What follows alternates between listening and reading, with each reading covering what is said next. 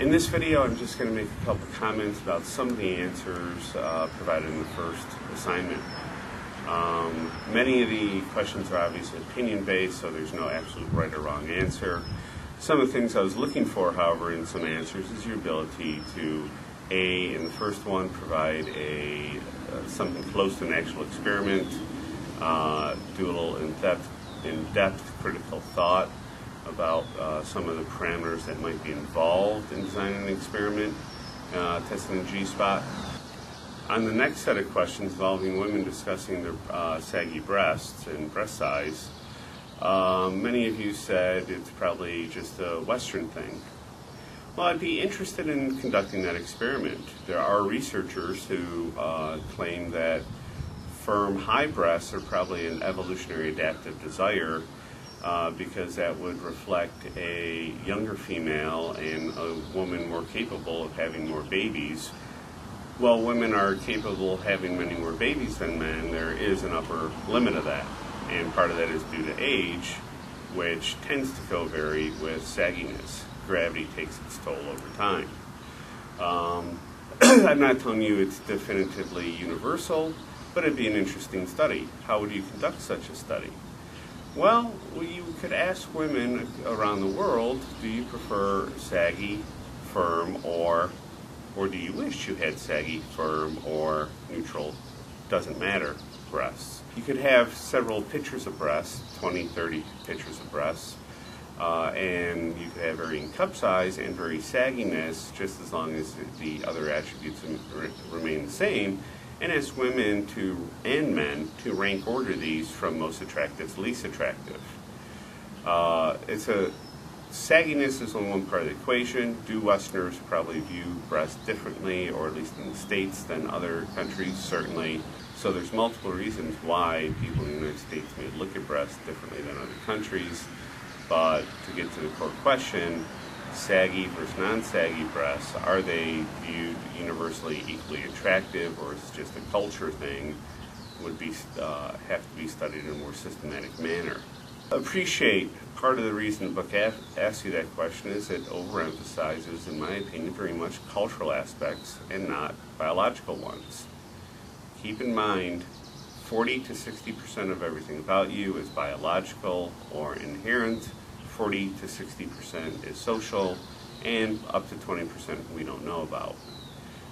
Both things probably play an equal part in just about everything about you. I say that because, as I just mentioned, the book downplays biological influences.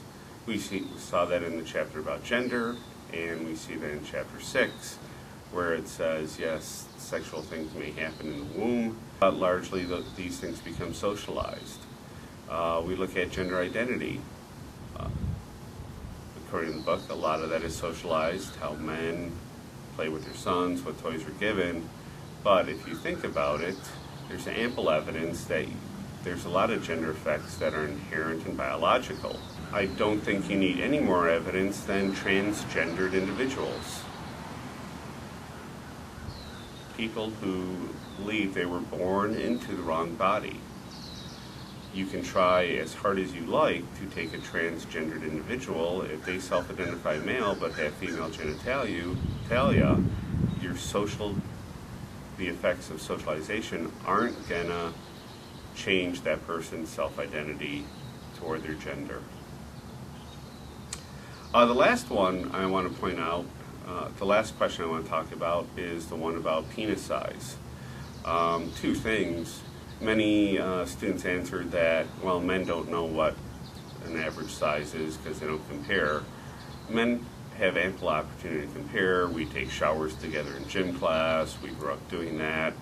And guys do tend to think a lot about their own penis, I'd probably say, and talk about penises and joke about them growing up. So there's ample opportunity to figure out what is average, what is above, and what is below average.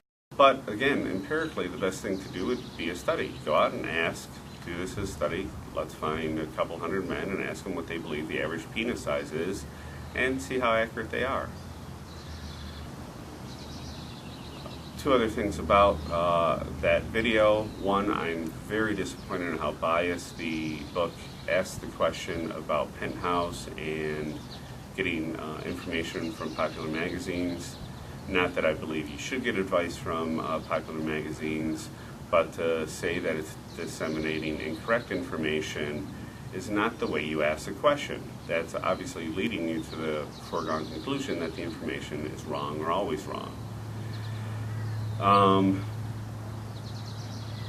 Also, in terms of the answers that size doesn't matter, after teaching this course for 15, 16 years, it seems that size doesn't matter so much, but it's more what you do with it.